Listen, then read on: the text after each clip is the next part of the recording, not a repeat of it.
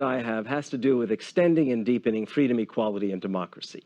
It doesn't have to do with big government, and it doesn't have to do with dispossessing everyone to create some kind of great commune. It has to do with the idea, indeed, of creating opportunity, but it means affording people the capacity to pursue those opportunities.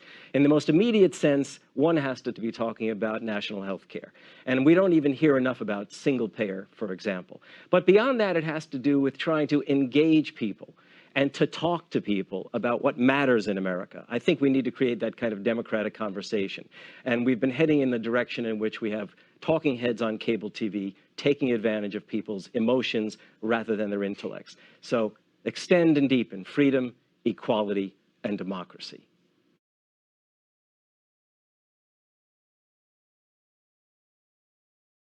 Right, so everybody, thanks so much for listening. We have a very impressive guest. If you are listening to us for the first time, please subscribe and definitely share this interview.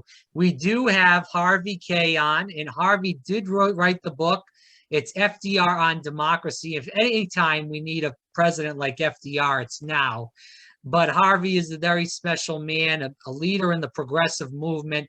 He does work at the University of Wisconsin, Green Bay, and he's doing amazing things for the movement over there. He is involved in the democracy and justice studies over there. So Harvey, thanks so much. I know there's way more to talk about you than just that little snippet, but thanks for coming on and doing what you're doing for the working people of this country. Thank you. I don't need you to talk about me. I don't think everybody out there does. It's great. It's great to meet you. I think it's fabulous that you're not only creating a podcast, but also that you're on community radio stations. That may well be one of the most critical of our progressive outlets. I agree 100%. And we've talked about that with progressives. And since you brought that up, let's dive into that. I had Thom Hartmann on this show many times. He's a very progressive man. He, used to have Bernie on all the time, and he's big in the progressive movement. He talked about what happened in Air America Radio when Randy Rhoads was there. He was there, and there was many other progressives. But it seems like since Air America died, and I believe that was back in 6 or 7 in the 2000s. Yeah, it's a while. Yeah. It's been a while. But since that died, I mean, there's still niches for Randy and Tom and Stephanie Miller, but it's not as much out there as, rest in peace, even though he was not a good man, Rush Limbaugh, Mark Levin, Hannity, all these guys. They're all over the country. Did that start with the Telecommunications Act under Bill Clinton, where they really put all these liberal stations down the hole? Yeah, I do think so. On top of which, it is also the case that aside from a figure like Tom, and by the way, I used to do Tom's show a lot, actually as far back as when he began in Portland, then went to DC. In fact, I used to do a lot. I maybe I was taking the place of Bernie when Bernie entered the campaigns. I don't know. So, but it is I think it's also the case that it is tough. It really is tough to sustain a progressive voice on radio. I don't know. I don't know if it's because of the fact that in some ways Rush Limbaugh and that ilk are kind of like the old, sort of shock jocks. I mean, they were kind of like, they're really good at spewing.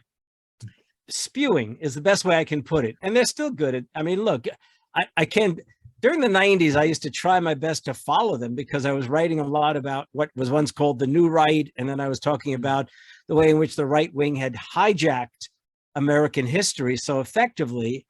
And that at the political level and at the commercial radio level with, Limbaugh and the others, they weren't just hijacking history. They were literally inventing their own versions of it. But they were also using, think about language like Rush Limbaugh's of feminazi, which he threw around. I mean, what kind of radio talk is that?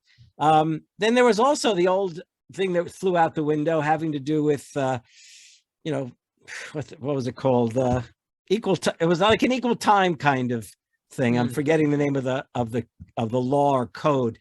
So, and all that went out the window. And in fact, another example of just how effective they've been all these years is if you walk into, say, a Barnes and Noble bookstore, I used to say Borders and Barnes and Noble, but Yes, bookstores. Borders, right. I Right? remember And Borders. by the way, community bookstores are still probably the best place to go to order. But if you go to, let's say you go into a shopping mall or somewhere else, and you go to a Borders bookstore, you walk along the, say, history and current affairs, especially current affairs shelves. I'm willing to bet 2 out of 3 of the books are spin-offs of some guy who's got a radio show or is, underwritten by some kind of Trump scam. I'll put it that way. Okay. So it's just striking the way in which they've just literally moved into all of these shelves, all of these corners of the radio. But I'll also tell you, it's funny. It's always been this question: should a progressive accept an invitation onto a cable news show or they used to go Clear Channel or right-wing radio show? And generally speaking, I'm not keen on everyone doing it. I'll say that very clearly, because I've had I had a really bizarre incident on what was it called, Fox Business, with a guy in English. His English, I'm forgetting his name. Stuart. Yeah, Stuart Varney, right? Yeah, Stuart Varney. It's actually a funny story. How much time have we got? I don't want to kill We the got whole. plenty of time. Okay, so let me tell you this story. This is really, to me, this is hilarious. Yeah. It was also upsetting to me because I had misread what they wanted to do. So here's what happened. This goes back, I think, to 2015, perhaps, something like that. No, wait, no, it was the spring of 2014. That's right. And they wanted me on with him, and I was in New York in studio. Mm-hmm. And the night before I was going to go on, his producers sent me a list of questions that they were going to ask.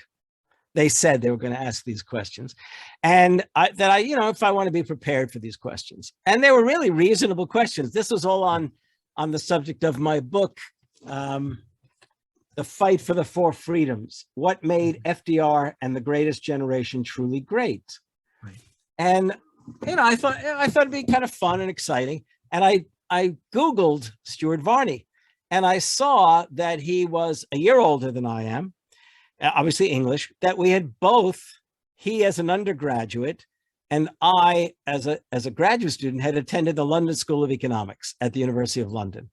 I thought, wow, this will give us something to talk about before we go on. Right. And also he was living in New Jersey at that time. I assume he still is, in a big house, presumably. And I grew up in the greater New York area, mostly on the Jersey side of the river. And now I've been in Wisconsin now for it could be 44 years, I think. Wow. So anyhow, I go to the studio, arrive in the studio, and I went into the actual studio from the green room and then the makeup they do for going on television. Right. And I sat down and he said, "How are you?" And I said, "Wow, I'm actually kind of excited. This should be fun." And he said, "You don't mean that." This is off air. He said, "You don't mean that." I said, "Yeah, I do." I said, "Not to mention we have certain overlaps in our life. Like, you went to the LSE, I went to the LSE." He said, "Yeah, those were in the days the communists were all, were." And I said, but he also confessed that he may have been on the left then. There was something bizarre like that. Oh. So, and it went back and forth. I mean, he was just literally trying to rev me up. And I thought, okay, we'll see what happens.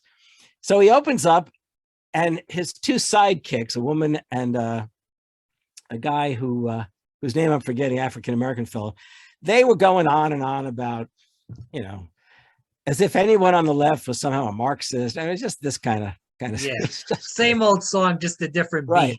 And then they showed some video that the Pope had talked about inequality. They did a video, maybe even included at that time the mayor of new mayor of New York, de Blasio, or something like that. Point is, I shouldn't have continued. The point is that he turned to me and he said something like, "Yeah, well, you like de Blasio, you like Bernie." It was this kind of stuff. I said, "Yes." And he said, "So what do you think the tax rate in New York should be?" I said, "What?" I thought, what is he asking me? I said, "I don't live in New York, but you folks have great public services, and it's an exciting city. So, I expect the taxes will be higher here than many other places." And he said, "Give me a number. Give me a number." And he just kept hounding me to give him a number. I said, "I don't have a number to give you." I said, And I tried to, fend it off. And I could hear, because we all had these little ear things, and I could hear his producer saying to him, this guy's gonna take over if you don't, meaning that somehow, because I wasn't bending my, bending or taking my hat off, doffing my hat to this guy.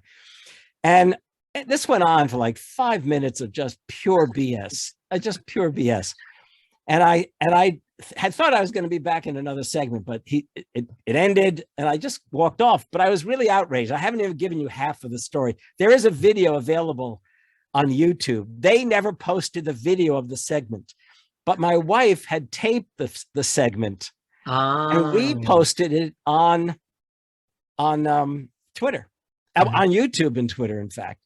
And Fox Business News was hounding me to take it down. You have no right to put that up. I said, I'll tell you what, you put it up and I'll take mine down. Yeah. Right. So then eventually they gave up. But here's the funny part. As I got up and left the stage of the studio, the woman, his sidekick, came running after me in the hallway, beseeching me, give him a number and you can come back on. We'll have you on regularly. Wow.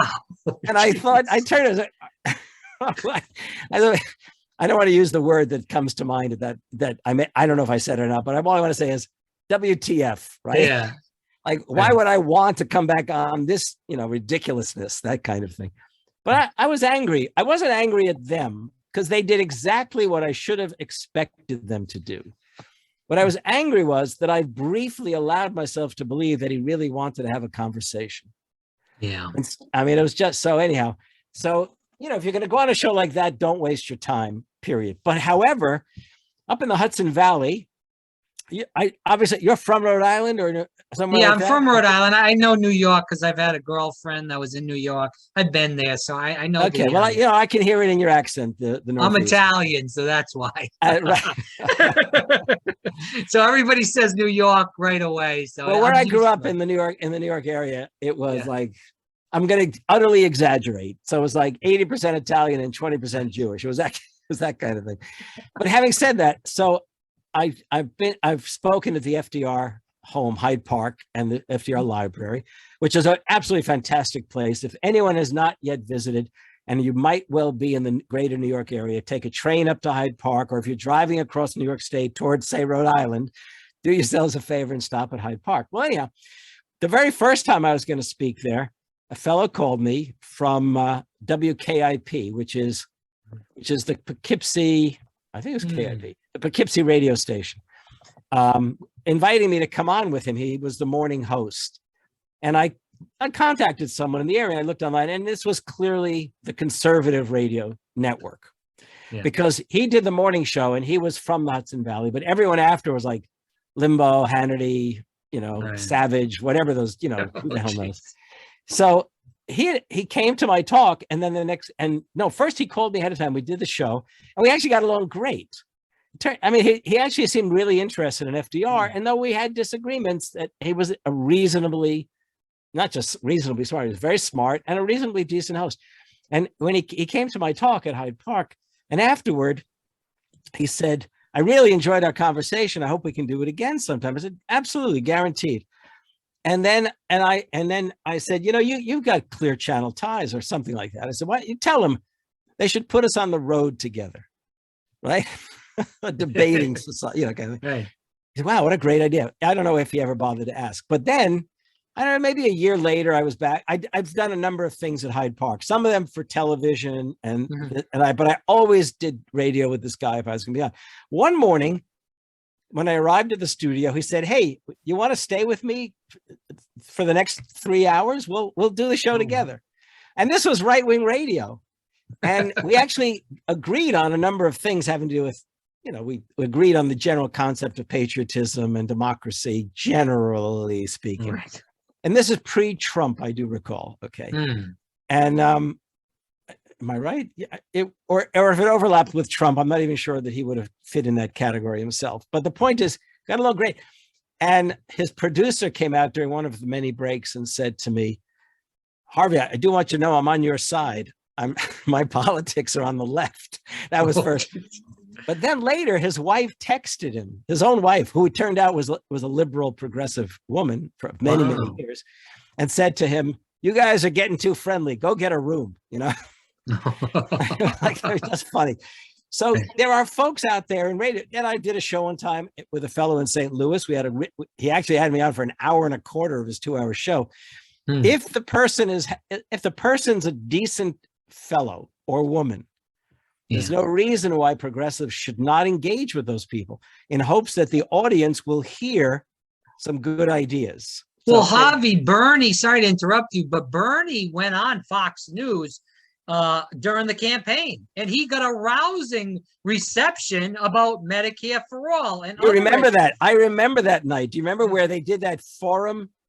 And was it in West Virginia, possibly somewhere? I can't remember the exact state. One was in Pennsylvania. Okay. And they were talking about all kinds of stuff, and he was getting all these rousing reports. Yeah, the two hosts must have been embarrassed. They must have figured, oh, we're going to lose our jobs.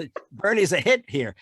And that didn't surprise me at all. No. Look, I unreservedly can tell you that in 2016, if Bernie had been the nominee, he would have won in 2016. In 2020, I feel the same, but I also want to say that in spite of Trump's massive support, any decent Democrat might well have beaten Trump in 2020 if they moved closer to Bernie than they might have been in the past. But I will also add to that I think Bernie could have won the nomination if he was more willing to do what was in his power to do. And I'm not talking about anything violent or anything like that. Right.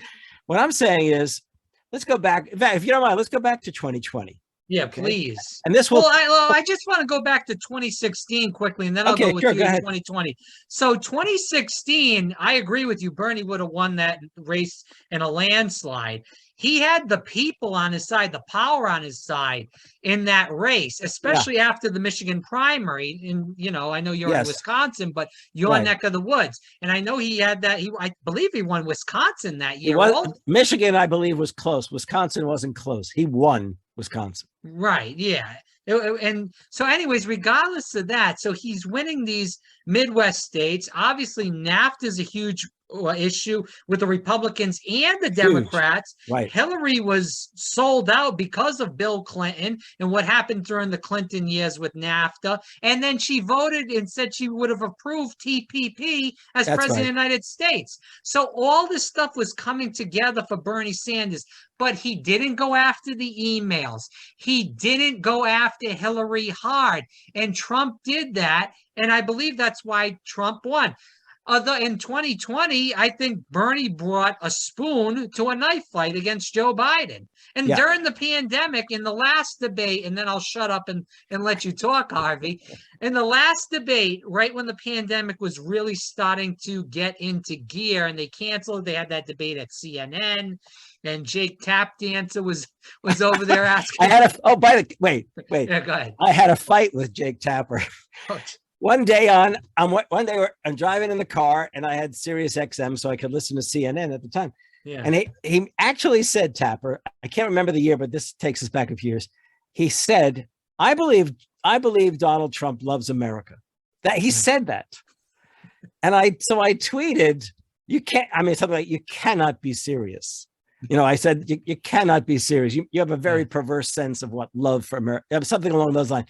He came back at me. Wow. He came back at me and I said, you said it. I mean, this went back and forth. I don't think he ever actually unfollowed me, but I thought to myself, and then later when he changed his tune, Tapper changed the tune on Trump. I reminded him in little tweets like, remember when you said, but go ahead. You were saying. Well, he worked with Greg Palast. I don't know if you know Greg Palast. I do. Yeah, yes. From the BBC, because I interviewed Greg, and Greg said he worked with Jake Tapdancer in Florida in 2000. And Jake actually wrote a book about the election of George W. Bush, the sham election. I call it the cheat job. And I believe that's really, I'm 33 years old, but I believe that's when America really changed during my lifetime. Yeah, the precedent of that election. And what happened in Florida, and then the Supreme Court ultimately chiming in. And by the way, I just want to say that Yeah. I used to regularly go down to Sarasota, Florida. I know you're on the other side of the state. Yeah. Because of, and just in case anyone picked this up, because for many years I was working with a Florida veterans group called Florida Veterans for Common Sense, who are in Sarasota and the greater Sarasota area. And I used to do a number of shows on the community radio station in Sarasota. I don't know if you're on that one, but if you are, you on that one too? Yes. Well, that's great. Yeah, that's really good. Excellent. Anyhow, so but I remember going through I remember this started with the Florida veterans when my earlier book, Thomas Paine and the Promise of America, came out, and we began to do annual Thomas Paine birthday parties. And then I remember, geez, I'll never forget talking to them about elections, and they said that the elections in Florida are all too often questionable. And what happened in Florida in 2000, talk about a sham election, is right. And we discover, of course, how they, in Florida, and they did it in other states, purged the voter rolls without any sense as to what, the possibility that they're purging the wrong person. You know how many people are named Jones, whether they're white or black, right? William Jones, any other kind of name, right?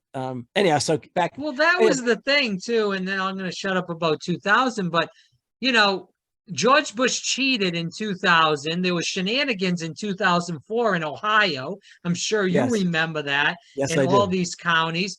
So this presidency, and I will say this is my opinion, was, we talk about Trump and the democracy and all that stuff. And I know the Democrats are hung up on Trump, and I'm not saying he's Jesus Christ, but let's go back and learn history again. And they're praising George Bush up like he is Jesus now. He hangs around with Barack Obama and Michelle Obama, but we don't remember history in this country. Look, I'll tell you how bad we don't remember it, and it's not even history yet.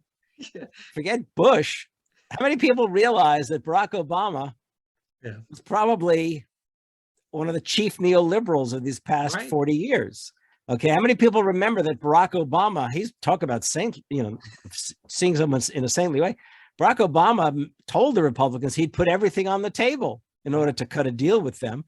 You know how dangerous Barack Obama was at that moment? Fortunately, the Republicans hated him so much, viscerally, they didn't want to cut a deal with him in any case. So, listen, Barack Obama said in the press that he was dedicated to, I'll say it this way, that his policies were Ronald Reagan's policies. I mean, if that doesn't get any person that's progressive, liberal, whatever the hell you want to call yourself, fired up, then I don't know what the hell does. And that's why you get Hillary Clinton as the nominee, because it was a sham against Bernie. And then you get Donald Trump as president of the United States, who's a used car salesman cheat, because he's saying all the right things. And they're saying, well, Trump is a clown and a con artist. Yeah, but Hillary Clinton is a criminal and all this stuff. I mean, it's just a joke, but we don't. Yeah, and the tragedy really too is that the congressman from South Carolina, Clyburn, what he did, his capacity to dictate the terms of an election. Okay, I mean, everyone reminds me that he had civil rights credentials, but having civil rights credentials, that's a long time ago. Right. And I mean, Hillary Clinton back in the 1960s was a Goldwater girl. Yeah. Everybody forgets. No one remembers, like you said, Harvey, no one remembers history. No one remembers that George Bush cheated in Florida. And if we had an Al Gore presidency, maybe we wouldn't have had 9/11. That's just my opinion. Maybe I can't. That's an interesting question, which I couldn't possibly answer. But obviously. But it is the case that hard. That's a hard one. But I know George Bush fell behind the 8 ball before 9/11, and they had many memos on those grounds. Yes, I could readily. Yes. In that came out. Right. Yeah. Right. And he didn't do a damn thing. There's still questions to be answered. There's still questions to be answered about the relationship between the Bush family and the Saudi regime and so on and so forth. Yeah. 16 out of the 19 was Saudi origin. Right. And it's just a joke of, that's a whole nother story, whole nother day. I don't want, I'm not a George W. Well, let's Bush go back. person. Let's actually go back to 2020 for a Yeah, moment. please. Yeah. Because I want to say that, look, I've liked Bernie since the 1980s. Right. Okay. But what I could not get over, and involves a little bit of a story, is in 2015, when he first ran, and he announced that he was running as a Democratic Socialist. Okay. Which that's fine. I think of myself as a Democratic Socialist. However, I hope I would be smart enough not to run as a Democratic Socialist. And I tell you, and the proof of the pudding was that he realized he had to explain what that meant. And he did a speech from Georgetown University, which was only on YouTube, wasn't even on the national networks.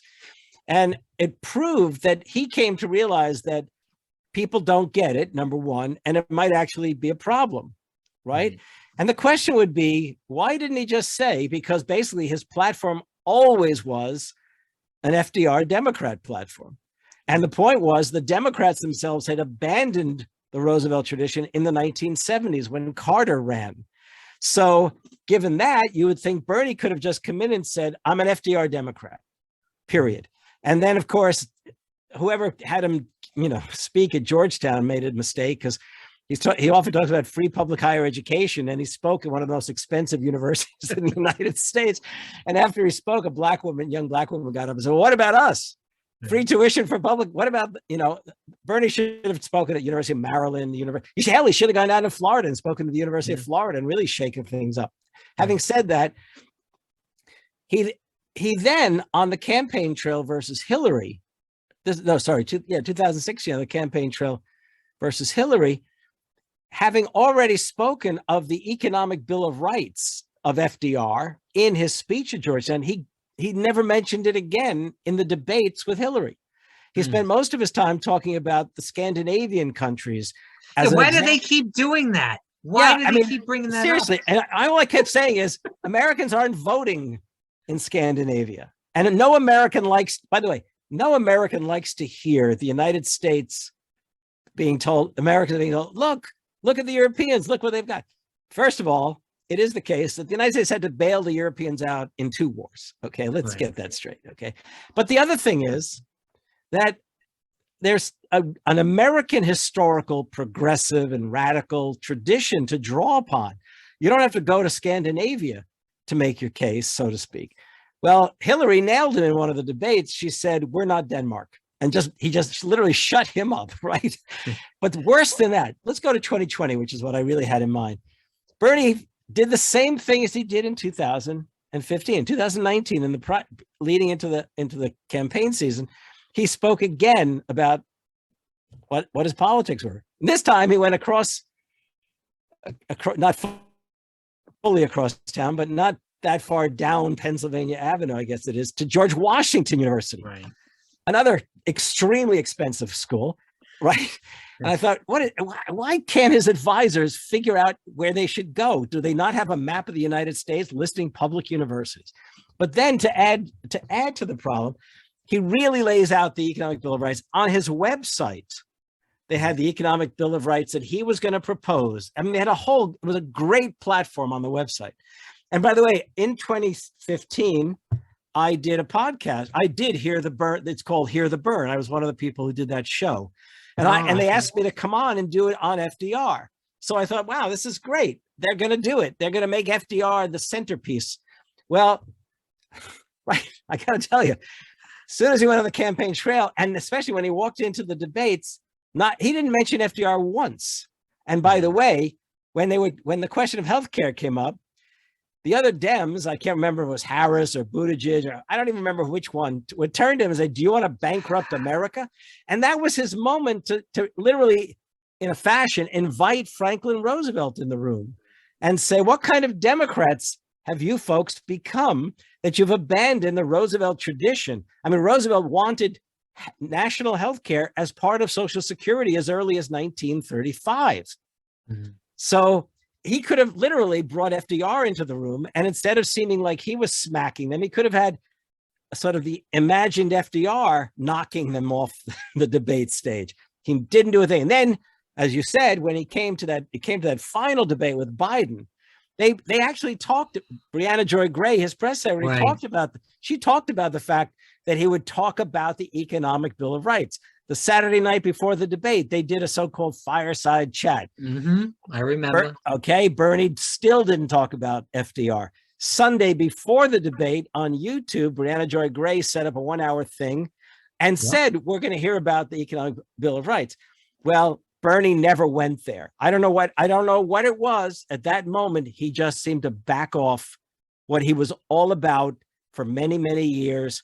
And when they walked off the stage, we all knew that even though Bernie was the sharper of the two, that he had to make his case, and he couldn't make his case because he didn't create what I call the narrative. He never took charge of the debates, and he had the power to do that.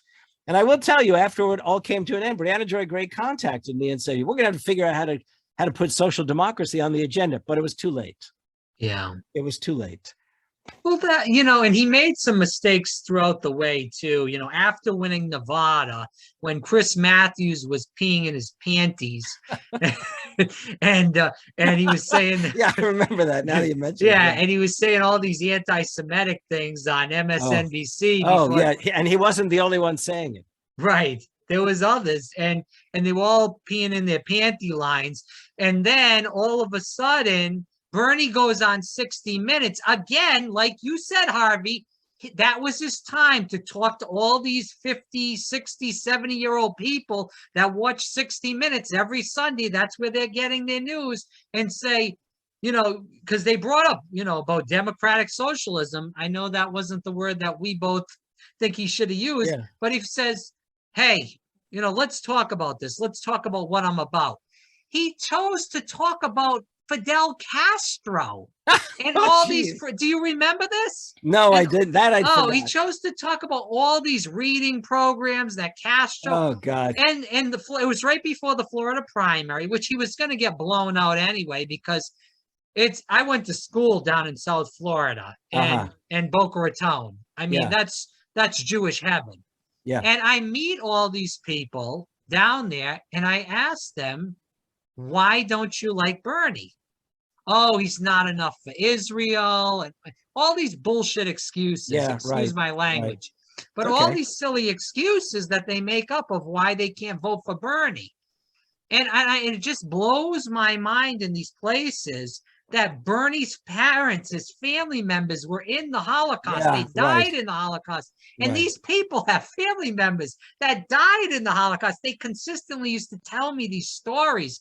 In Boca, I was there for 6 years through my undergrad and my master's. Yeah. And it was incredible that there was such an anti-Bernie stigma down there.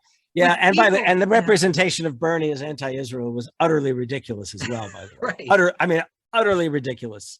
He didn't buy into the boycott, etc. stuff. He never did. Right. Just utterly ridiculous. No, it was amazing the way in which they just, Bernie's a brilliant but stubborn kind of guy. And in one sense, his legacy is that he changed the understandings of American public life for young people. Younger people have a firmer grasp of, if you like, call it social democracy and the possibilities of that. The problem is that the older Democrats, the ones who are literally in command of the White House and both houses of Congress, who you could imagine they'd know better, but they don't. They literally continue to turn their backs on the FDR tradition. And I'll tell you what the punchline to all that is, or at least the key thing is, they honestly do not trust their fellow citizens. They just don't trust their fellow citizens to talk to their fellow citizens about American history and what American history demands of them. And on top of that, they refuse to mobilize popular support for the very things that Americans want, whether it's health care or anything else that, look, Alan Minsky is the head of the Progressive Democrats of America. We've gone back and we've brought together we put together a 21st century economic bill of rights, rooted in FDR, rooted in Martin Luther King Jr., rooted in Bernie, in those kinds of moments in American history. And I can tell you that every single item in the Economic Bill of Rights that we're proposing, whether it's healthcare or housing or a healthy planet, the overwhelming majority of Americans want each one of those things. But do you hear the Democrats rallying Americans to make themselves heard? Never. Because the Democrats, first of all, they're too dependent on the big money sources, and they don't want to alienate their donors. And two, I don't think they trust their fellow citizens. Republicans hate their fellow citizens. That's pretty evident. And so they work hard to keep those folks, if you like, as amnesiacs, Right. As they keep them as amnesiacs, they keep them marginal to everything. They just want them angry and fearful.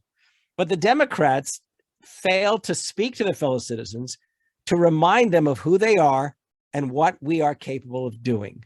The famous line of FDR in 1936, in concluding his acceptance speech for the renomination as the Democratic candidate for president, 36, he said, to some generations much is given, to some generations much is asked. This generation has a rendezvous with destiny.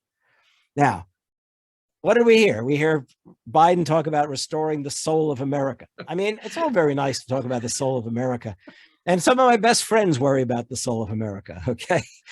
But he should have talked about this, if anything, he should have talked a little bit about FDR. He should have talked about Abraham Lincoln. He should have reminded Americans that at our finest moments, when democracy in America is in mortal jeopardy, the way in which we confronted and transcended those crises was by dramatically, progressively, indeed radically transforming America. In 1776, what did we do? Well, we didn't bow to the British.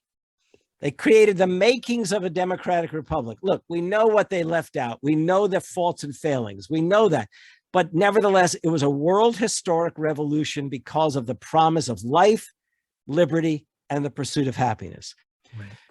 In 1860s, Lincoln led Americans in what we really have to view as not simply a civil war, but a revolution which involved slaves in the South seeking their way to Union lines to enlist in the Union forces in some way. And by the way, 200 to 250,000 African Americans served in the ranks of the Union Army, probably enabled the United States to survive.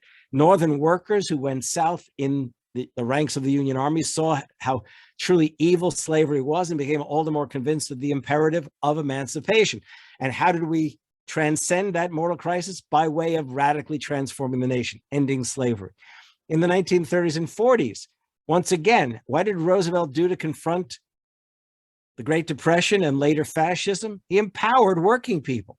Okay, National Labor Relations Act. He assured people that the future would be better by way of the Social Security Act. He created agencies that provided electricity for the first time to Southern farmsteads. He created an agency that would fight the Dust Bowl in the Plain states. He created agencies that would build libraries, schools, parks, bridges. I mean, literally mobilized Americans. He didn't just talk to them, and he didn't just say, let's restore the soul of America. He mobilized Americans to take action as working people and as citizens. Now, today, probably 15 months ago, however many months ago when he was inaugurated, Joe Biden should have gone all out on voting rights and the PRO Act, the Workers' Rights Act, at the same time as he pursued what was a great bill, the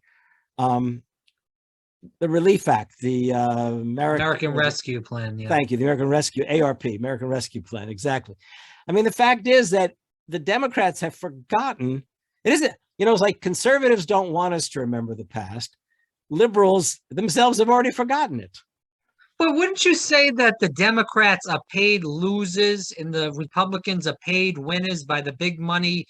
Paid losers. That's an interesting way of putting it. Paid losers. Jeez. Well, it's true. It's funny. I was watching a bit of the January 6th committee hearings today, and I thought to myself, is this important for the sake of history, what they're doing? Undeniably. Right. Is this literally going to change the outcome of November's election when we might well end up with a Republican House and Senate? I mean, the Democrats seem to be, they grasp at things as if somehow they're going to shock people into rejecting the Republicans. And by the way, my bet is that neither Biden nor Trump will be the candidates in 2024. Biden is too weak, and Trump, the Republicans don't even want him, the Republican leaders. They don't want Trump. I mean, give me a break. You know, they'll go with DeSantis or Hawley, something like that. I figure it's going to be DeSantis or Hawley. I figure Hawley out of the Midwest and the guy's smart. He's, you know, obviously he got closer to Trump than he probably should have in order to, but you know, the fact is that maybe it'll be a DeSantis Hawley ticket. Yeah. I mean, because DeSantis is following around a lot of the rest of the country is nothing like it is, say, in Florida. So no, they love him in Florida. There's you know, I gotta give him credit though. He's in, you know, I have the app on my phone for the news in Florida, you know, one of the local news stations in Orlando. And every day, you know, every weekday, DeSantis is in Gainesville, DeSantis is in Orlando, DeSantis is in Fort Lauderdale and Miami. And he does these press conferences, which are Trump-esque press conferences, but he's all over the state. He's always on TV, and he's just using the Trump format to run for governor and win by 9 or 10 points, and then run for president and use the same format. So that's well, he won't get my vote, needless to say. Well, I'm not a fan of the governor. I think he's done some pretty crazy things, especially with the Disney stuff. No, he's to me, he's a nightmare. Yeah, and he's actually coherent where Trump was not coherent. Yeah, I mean, he spews coherently. That's true. Right. So and DeSantis is a smart guy. He went to Harvard. Not that means you're smart or not. I know people that have went to Harvard and they're dumb as rocks. Yeah, just for the record. So I always have this funny thing. I'm not a fan of the Ivy Leagues as proof of one's level of intelligence. Either is Joe Biden. Okay. But I do want to say my younger daughter went to Harvard and Harvard Law School. So I am proud of the fact that she did. So okay, fair enough. But my thing is, and I should have said went to Harvard and Harvard Law School. Right. You got to get the correct terminology right. Good question to raise. Who is the Democrat? Is it Buttigieg? Is it Harris? Is Elizabeth By the way, Warren? if the Democrat, I'm going to be blunt about it. Harris and Buttigieg are losers. I agree, 100%. It was Harris did nothing. I don't even know why he chose her. No, because she was black and the George Floyd thing. Karen Bass out of California. Look, if I agree. Go to California, you could have chosen Karen Bass. Why Democrats feel they have to choose running mates from California, I will never understand. They, you know, I mean, they're not going to lose California, right? I mean, that's crazy. But he did choose her. Jill Biden had told women's groups that there was no way Harris would be vice president, and she became that. And by the way, she's sharp in her own fashion, but not as a presidential candidate. Buttigieg, he's utterly. I mean, forget it. Absolutely forget it. If they go with Buttigieg, it's all over. Okay, that's all I can. It may be all over already. Yeah, there are younger folks who I think we should keep our eyes on. Look, I think Ro Khanna is looking. I think he may even be salivating at this point to be. Okay, there's another fellow whose name, and by the way, another Californian who I'll mention is a fellow named Joe Sandberg. Okay? Yes, right. And Joe Sandberg is himself he's launched the California ballot initiative for $18 an hour minimum wage. And I know him well. In fact, I will confess, in many quarters, we call each other uncle and nephew. But the thing that's impressive to me about him is that he really does have a kind of FDR perspective on things. And that to me, that matters to me. So here's another possible candidate. What about Marianne Williamson? That's being talked up a lot. I know that's a friend of yours. Well, only recently Marianne had contacted me, and we did a podcast together, which was really enjoyable. And I don't know if I'm giving anything away. I think we're going to do one next week on what would FDR do about inflation. Okay. Right. And I have to tell you, and I don't know if you saw that podcast, but I mean, I might have had reservations about Marianne ahead of time, but I made it a point of reading her book, Love and Politics. And I'm just now finishing her other book, Healing the Soul of America, after I've belittled the word soul.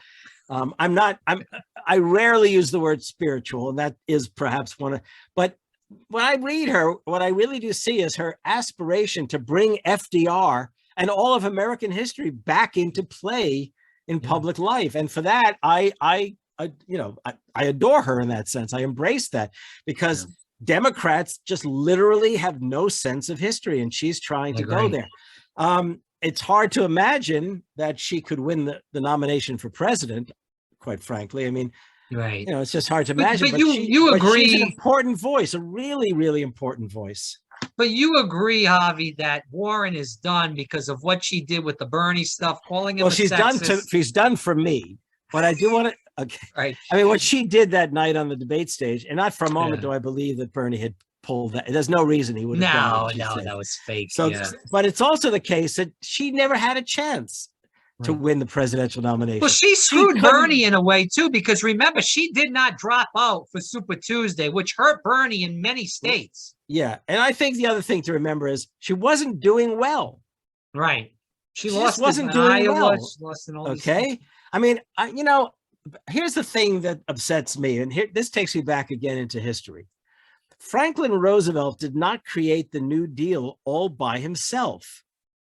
Mm-hmm. Even if we just stick to what today we call inside the Beltway, even if we just stick to Congress and the presidency, for FDR to accomplish what he accomplished as president against the Great Depression depended upon a group of Democratic and progressive Republican senators who advanced the New Deal in Congress.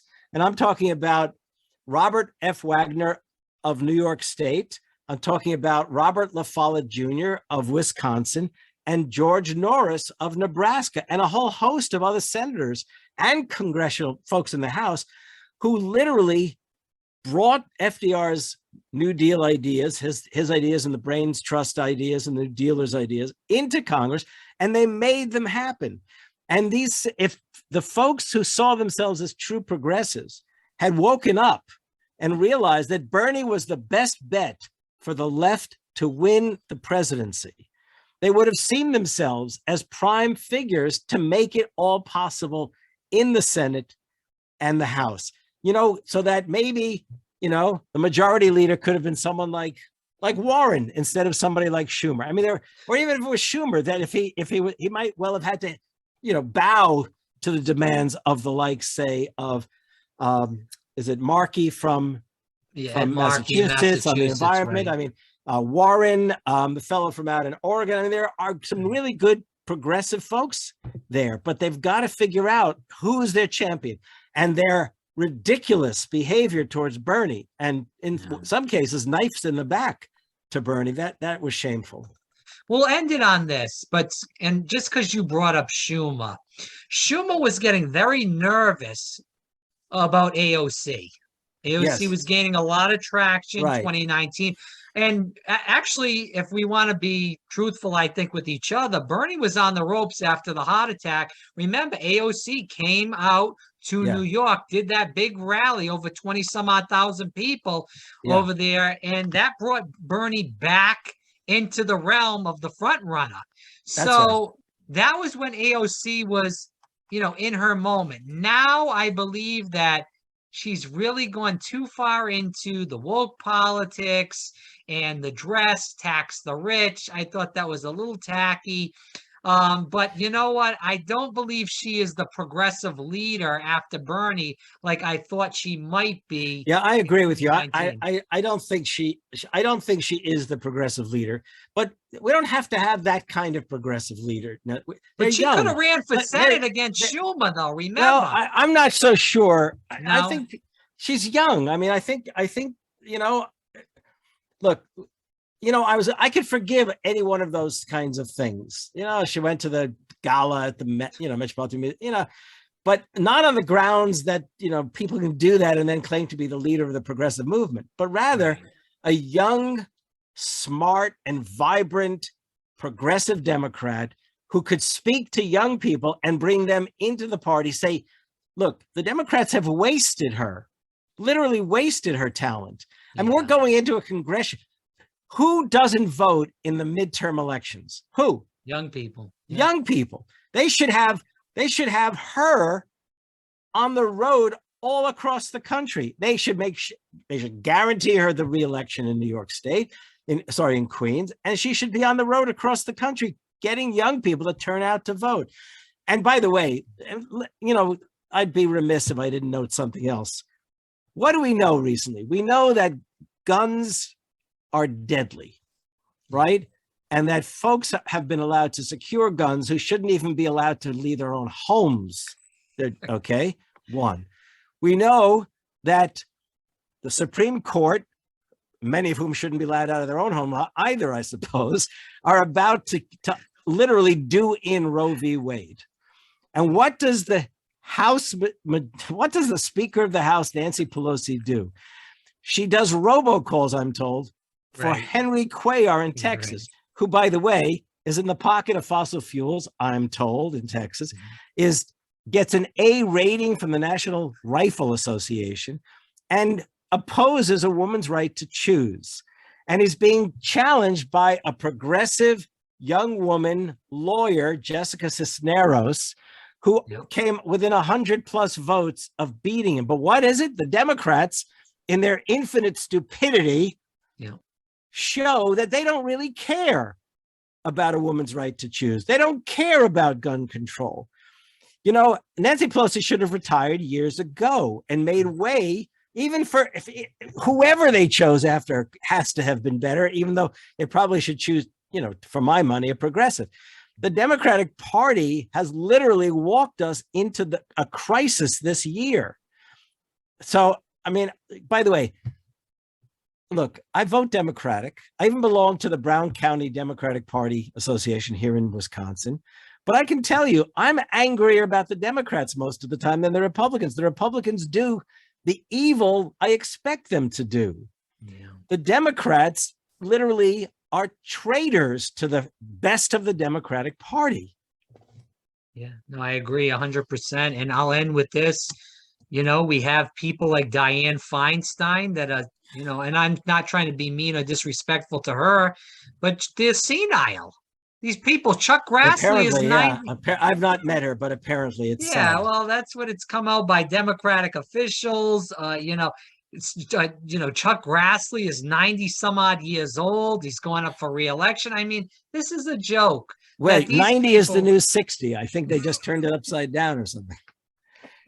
But I'm always a little careful about the age question. I'm 72 right now, so I hesitate. Yeah, I know, but there's a point where these. I think we all come to know when we're not quite what we used to be. Correct. Okay, and sadly, if you don't come to that point, then others in your family and friends should encourage you to take on a new role in life. That's all. Yeah, and we'll end with that again. Harvey Kaye here on Fire Breathing Rob. Hopefully we can have him on again. He's amazing. It was amazing conversation, and there's so much information. I'll tell you what. Look, I like you a lot. I love your accent. Call me soon. We'll do it again. Okay. Harvey, where can people find more about you and learn more about you? Okay, what they should do is it's on Twitter, Harvey, Harvey, J for my middle initial, Kaye. I'm not on FaceTime or Instagram. I do a hell of a lot of tweeting. My wife said if I got onto these other things, she'd never see me, but that's a different story. The more important story is, please, if you have a chance, in spite of the obnoxiousness sometimes that I may come across like, I have to say that I've written some books that if you're interested in progressive history and progressive politics, Thomas Paine and the Promise of America, The Fight for the Four Freedoms, What Made FDR and the Greatest Generation Truly Great.